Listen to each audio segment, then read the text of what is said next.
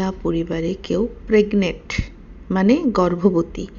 এই যে সুখবরটা, এই সুখবরটা আপনাদের সাথে শেয়ার না করে কি আমি থাকতে পারি বলেন? এত বড় একটা আনন্দের খবর, নতুন প্রাণ আসছে তিশার পরিবারে। কিন্তু প্রশ্নটা অন্য জায়গায়। বিয়ের অনুষ্ঠানের নামে যে নাটক, যে বাড়াবাড়ি, যে অতিরিক্ত রঙ্গতামাশা চলছে, সেটা কি সত্যি ভালোবাসা, নাকি শুধুমাত্র ইউটিউবের ভিউজ আর টাকার খেলা? আজকে তিশা আর শাহিন যে সম্পর্কটা পবিত্র, সেই সম্পর্কটা কিভাবে নষ্ট হতে দেখলাম, এটাও যদি আপনাদের সাথে শেয়ার না করি, হয়তো আপনারা অনেকেই দেখেছেন, তো তারপরেও আমার তো একটু কিছু বলার আছে, তাই না? এই যে ওরা বলছে ভাবিকে খুশি করছে, খুশি করার চেষ্টা করছে, খুশি করার নামে ওরা যে জাঁকজমক দেখাচ্ছে, এগুলো হচ্ছে ওদের ইনভেস্টমেন্ট। মানে ওরা যদি এই অনুষ্ঠানের নামে 1 টাকাও খরচ করে, ওদের কিন্তু ইনকাম হবে 10 টাকা। তাহলে সেই অনুষ্ঠানে বা সেই ইনভেস্টমেন্ট আপনি কেন করবেন না, তাই না? সবাই তো প্রফিট চায়, তো ওদের প্রফিটটা কিন্তু একদম হাতাহাত, মানে একদম নগদে পায়। মানুষ তো ইনভেস্ট করার পরে লাভ ক্ষতির চিন্তা করতে হয়, লস হওয়ারই সম্ভাবনা বেশি থাকে, কিন্তু ওদের বিনিয়োগটা, ওদের ইনভেস্টমেন্টটা এমন যে লস হওয়ার কোনো সম্ভাবনা নাই। আপনি 1 টাকা দিবেন, 100 কেন 1000 টাকা ফেরত পাবেন, এটা গ্যারান্টি সহকারে। কারণ আমাদের রুচি এমন পর্যায়ে চলে গেছে, আমরা এগুলো না দেখে থাকতে পারছি না।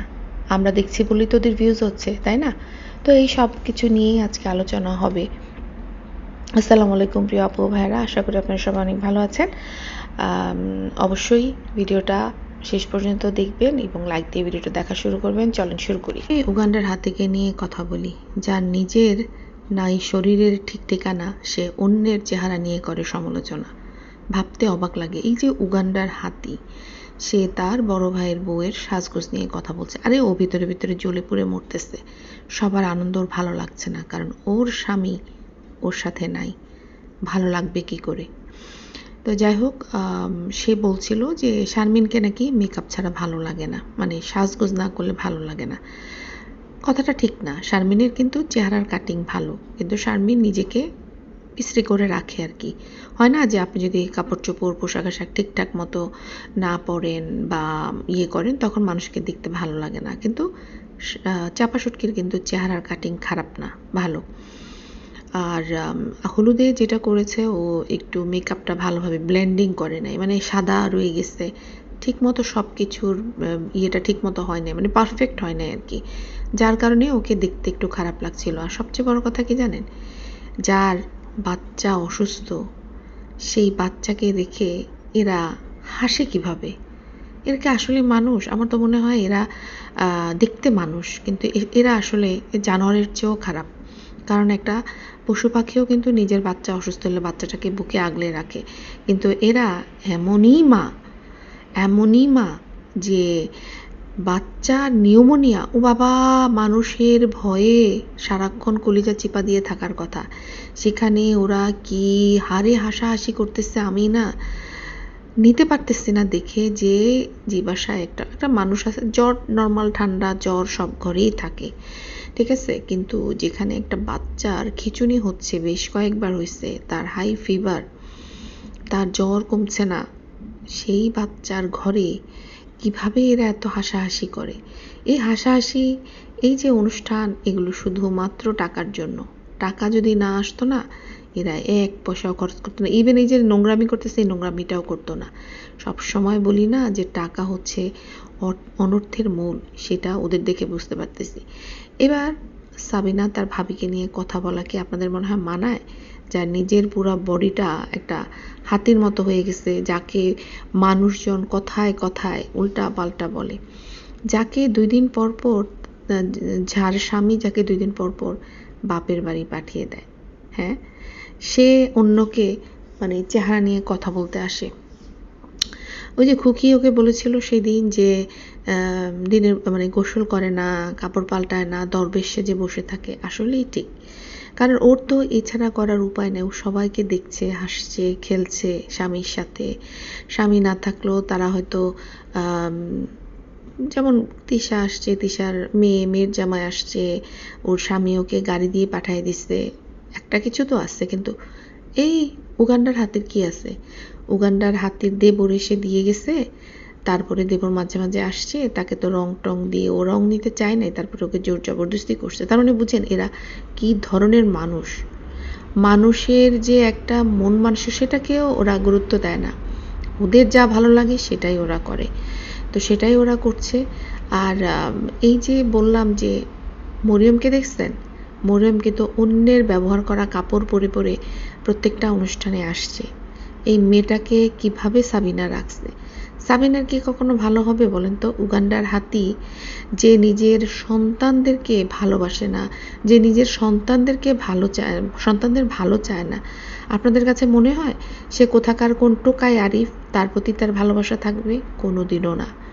নিজের সন্তানকে যে ভালোবাসে না, সে অন্য কোনো পুরুষ মানুষকে ভালোবাসতে, অন্য কোনো পুরুষ মানুষ না, সে কাউকেই ভালোবাসতে পারে না। কারণ পৃথিবীতে, দুনিয়াতে একজন মানুষ যে নিঃস্বার্থভাবে কাউকে ভালোবাসে, সে হচ্ছে মা তার সন্তানকে। যেটা এই উগান্ডার হাতিকে দেখছেন আপনি? ছোট মেয়েটা মান্নাত খেলো কি না খেলো তার খবর নাই। মরিয়মের একটা কাপড় সে কিনে দেয় নাই। মরিয়মকে কাপড় পরতে হচ্ছে, মিম নিয়ে আসছে, তানজিলা নিয়ে আসছে, ওদের পুরানো কাপড় পরে পরে এই মেয়েটা প্রোগ্রাম করতেছে। এবং মেয়েটা পুরাটা পরিবারের মধ্যে এই একটা মেয়ে, যাকে মনে হয় গোবরে পদ্মফুল, আমি আগেও বলছি, আসলে গোবরে পদ্মফুল মনে হয়। ওকে আসলে এই রকম নোংরা পরিবেশে একদমই মানায় না। আমার কাছে মনে হয়, আমার মন থেকে দোয়া, মেয়েটাকে যেন একজন রাজপুত্র এসে এখান থেকে উদ্ধার করে নিয়ে যায়। সত্যি বিশ্বাস করেন, না ওর বাবা ওকে উদ্ধার করতে পারছে, না ওর মা কোনোদিন, মা তো উদ্ধার করতে চায়ই না, মার কিছু যায়ই আসে না। কারণ মা নিজেকে উদ্ধার করতে পারছে না, মা নিজেকে নিয়েই হিমশিম খাচ্ছে। যার কারণে সে এই দুই সন্তানকে কোনো খবর নিচ্ছে না। এবার বলি, এদের পরিবারের প্রত্যেকটা মহিলাকে আমার প্রেগনেন্ট মনে হয়েছে। তিশা, মিম, সাবিনা, তানজিলা, প্রত্যেককে দেখেন আপনি, প্রত্যেককে প্রেগনেন্ট মনে হয়েছে। এবং প্রেগনেন্ট হওয়াটাও খুব স্বাভাবিক। তানজিলা, সাবিনা এরা কিন্তু বহুত আমাদের সাথে শেয়ার করার চেষ্টা করছে যে তারা মা হতে যাচ্ছে। তো সেটা হওয়ার সম্ভাবনাও আছে। তাকে নিয়ে আসি, তিশা, যার মেয়ে বিয়ে দিয়ে দিয়েছে, সেই ঘরে নাতিও আছে। এবং সে কিন্তু তার মেয়ের জামাই সহই কিন্তু তার বাবার বাড়িতে এসেছে। সে একটা পরিবারের অভিভাবক, তার কাছ থেকে তার পরিবার নিশ্চয় পরিপক্কতা আশা করে। কিন্তু এই তিশা যা করছে তা অসভ্যতা বললেও খুবই কম বলা হবে। বিশ্বাস করেন, প্রথম দিন যখন ওরা বাড়িতে আসলো, তখন যে কেক কাটার সময় কিন্তু তিশাই শুরু করেছিল মাখামাখি, বাড়াবাড়ি। এগুলো না করলে ওদের অনুষ্ঠান আসলে কোনোভাবেই জমে না। এরপর আসলো এই যে হলুদের দিন। আজকের এই যে ভিডিওটা দেখলাম, মানে আমি না মাথা ঘোরাচ্ছে যে মানুষ কি করে এইরকম নোংরা হতে পারে। ভাই বোনের সম্পর্ক পৃথিবীর অন্যতম পবিত্র এবং মর্যাদাপূর্ণ একটা মানে বন্ডিং। কিন্তু তিশা আর শাহিন যা করেছে, যা দেখলাম, তা দেখে আমার গা ঘিনঘিন করতেছে। বিশ্বাস করেন, এই যে হলুদের অনুষ্ঠানে শাহিন আর মানে চাপাশুটকি, এরা কিন্তু সুন্দরভাবেই চুপচাপ বসে একজনের সাথে হাসছে, ওরা কিন্তু কোনো বাড়াবাড়ি করছিল না। কিন্তু তিশার তো শরীর চুলকায়, ভিতরে চুলকায় ওর, হ্যাঁ, ও তো নোংরামি করে বড় হয়েছে। তা ওর নোংরামি না করলে ওর হচ্ছে হাত পা জ্বালা পোড়া করে, ও সুস্থ থাকতে পারে না, অসুস্থ। তো সেখানে সে এসে শাহিনকে রীতিমতো জোর করে ধরে মুখের মধ্যে আপনার কি ডলে দিল, এটা কেক ডলে দিল নাকি সাবান ডলে দিল আমি ঠিক জানি না, কিছু একটা গোলাপি রঙের ডলে দিচ্ছে ওর মুখের মধ্যে। এবার এই ডলে দেওয়ার কারণে এবার শাহিনও তো ছাড় দিবে না, শাহিনও কোনো কিছু পরোয়া করে না। আমি অবাক হয়ে যাই, শাহিন কোনো কিছু পরোয়া না করে তার বোনকে রীতিমতো সে উঠানের মধ্যে শোয়াই দিছে। এবং শোয়ে শুধু যে তার বোনের মুখের মধ্যে কেক ডলে দিছে তা না, তার বোনের কিন্তু বুকগুলিও ডলে দিছে। আচ্ছা, এটা কি কোনো সুস্থ মস্তিষ্কের ভাই বোন করতে পারে বলেন তো? কি করে সম্ভব ভাই? মানে এই ধরনের অশ্লীলতা, আমি অবাক হয়ে গেছি। তারপরে দেখেন ওই জায়গা কিন্তু ওরা কাটে নাই, কারণ ওরা জানে যে ভিডিওতে যদি কোনো রকম কোনো আকর্ষণীয় জিনিস দেখাতে না পারে তাহলে তো লোকজন ভিডিও দেখবে না, তাই এই নোংরামিগুলো ওদের করতে হয়। বুঝতে পারছেন? যখন কারো মেধা থাকে না, যখন কারো ক্রিয়েটিভিটি থাকে না, তখন কি করে? তখন তারা নিজেকে, নিজের পরিবারকে বাজারে বিক্রি করতে নামে। বিক্রি করলেই ওরা ওই যে 1 টাকা ইনভেস্ট করে, ওরা হলো নিজের মান সম্মান ইনভেস্ট করে, সেখান থেকে ওরা লক্ষ লক্ষ টাকা ইনকাম করে এবং সেই টাকা দিয়ে ওরা নির্লজ্জের মতো নিজের পরিবারকে বলে ওরা ভালো আছে। এগুলো দেখতে হচ্ছে।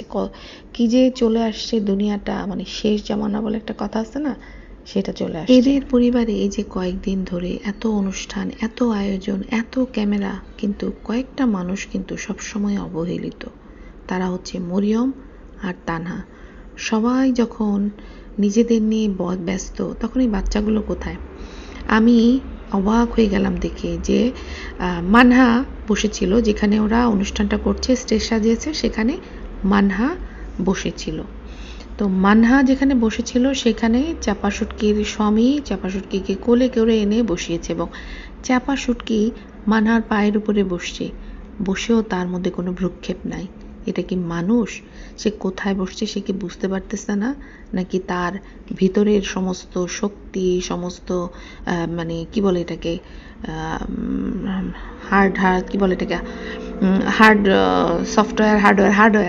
হার্ডওয়্যার নষ্ট হয়ে গেছে ভিতরে, যে সে বুঝতে পারতেছে না যে সে একটা ছোট বাচ্চার গায়ের মধ্যে উঠে বসে আছে। মানহা যখন দেখছে যে ওকে তো পাত্তা দিবে দূরে থাক, ওকে রীতিমতো পিষছে, মানে ওকে পিষাচ্ছে, পিঠ ঠেকে গেছে মেয়েটার, তখন মেয়েটা নিজে থেকেই বুদ্ধি করে ঠেলে ওর পা উঠায়ে সেখান থেকে সে নেমে আসছে। কিন্তু এই চাপা শুটকি কিন্তু চাইলে পারতো মেয়েটাকে কোলে নিয়ে নামিয়ে দিতে, তারপরে সে ওখানে বসতে, কিন্তু না, ও এতটাই অপদার্থ মহিলা যে সে ওর পায়ের মধ্যেই বসে আছে। ওর হয়তো গা জ্বলতেছে, কি জানি এদের মন মানসিকতা কোন লেভেলের হতে পারে, চিন্তা করে দেখেন। তারপর দেখলাম যে এই যে তানহা ভিডিও করছিল, ওদের ওই যে ফালতু একটা পানির বানিয়েছে, যেখানে কিছু কি বলে গাঁদা ফুল ছিটিয়ে দিয়ে তারা এটাকে বিশাল বড় একটা কিছু ভেবে, সেখানে তানহা মেয়েটা গিয়েছিল একটুখানি, তানহাকে তিশা সরিয়ে দিয়েছে।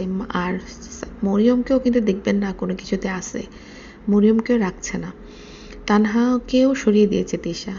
তানহাকে সরিয়ে সে কি করলো, তার নিজের 2 মেয়েকে ওইখানে বসায় ফালতু জিনিস করলো। মনে হলো কি জানেন, ওই যে ইয়েদেরকে গোসল করায় না, শিবদেরকে যে দুধ ঢালে না, সেই ঢাললো। তার মানে ওর মেয়ে শিব, আর হচ্ছে ওরা হচ্ছে শিবের মাথার মধ্যে জল ঢালতেছে, এরকম কিছু করলো। ওর এতে কি তিশা মনে করলো যে তিশা অনেক কিছু পেয়ে গেছে, তার মেয়েরা মানে তার মেয়েদেরকে এরকম করে সে অনেক বড় পাওয়া পেয়ে গেছে, বা তার মেয়েরা জিতে গেছে? না, বরং ওই যে 2টা বাচ্চা অবহেলিত, ওরাই বেশি, মানে ওরা বঞ্চিত হয়েও কিন্তু ওরা জিতে গেছে, কারণ ওরা ওই রকম নোংরা জিনিস, ওই রকম কি বলবো, একটা নন মুসলিম জিনিস থেকে ওরা নিজেদেরকে সরায় রাখতে পারছে, যে কোনো কারণেই হোক। হয়তো ওদেরকে আল্লাহ সেখান থেকে দূরে সরায় রাখছে, কে জানে, তাই না? আর আল্লাহই হয়তো ওই তাবিয়াকে আর তানজিলাকে ওখানে নিয়ে বসছে। ওইদিকে দেখেন তানজিলার জামাইয়ের অবস্থা দেখছেন, তার ওখানে কোনো মূল্য নাই, তাকে কেউ পাত্তাও দিচ্ছে না।